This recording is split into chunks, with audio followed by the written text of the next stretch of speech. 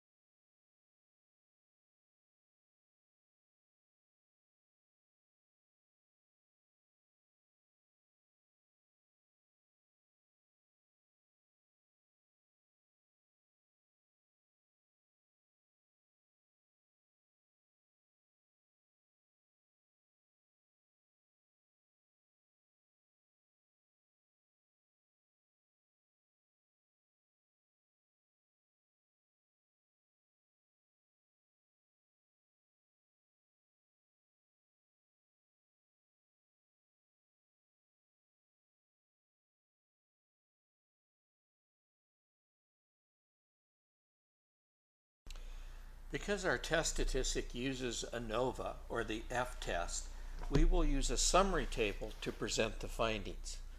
Note in the summary table, total variance has been partitioned into regression variance and residual variance. This can be confirmed by finding that SS regression plus SS residual equals SS total. Regression provides information about how well our model predicts the criterion. This is similar to treatment variance that we discussed in previous classes about means tests using ANOVA. In contrast, residual provides information about the portion of variance in the criterion not predicted by the model. Please note that big R squared, or the coefficient of multiple determination, is equal to the ratio of SS regression to SS total, and that 1 minus big R squared is equal to the ratio of SS residual to SS total. Using these data, we find that big R squared equals 0.35. If we assume that our data comprised 100 participants, then degrees of freedom total, which is equal to n minus 1, is equal to 99. Degrees of freedom regression is equal to the number of predictors, so degrees of freedom for regression is equal to 3, as our predictors are intimacy, income, and anxiety.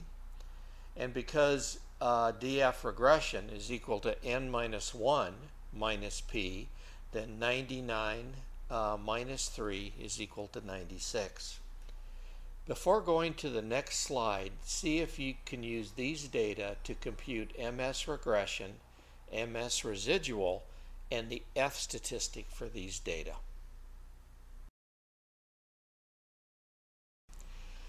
We can begin to complete the summary table by computing the variance for regression and residual.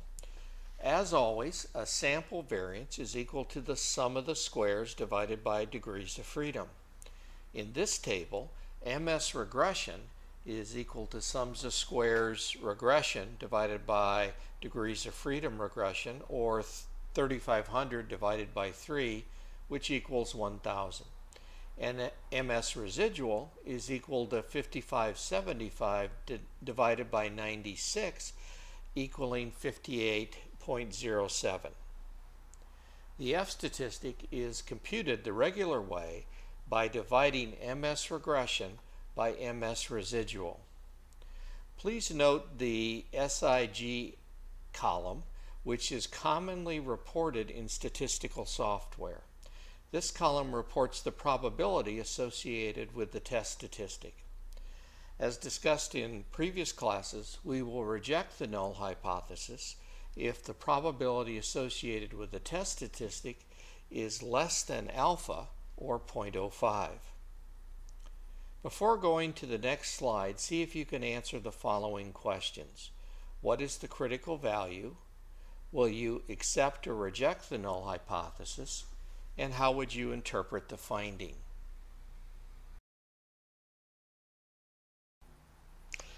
From the F table, the critical value for F when we have 3 degrees of freedom in the numerator and 96 degrees of freedom in the denominator is 2.76. Remember, we would select the more conservative of the F values available to us in the table, which in this case is degrees of freedom equal 60 for the denominator. Because the test statistic exceeded this critical value, we would reject the null hypothesis that the model fails to predict variance in the criterion.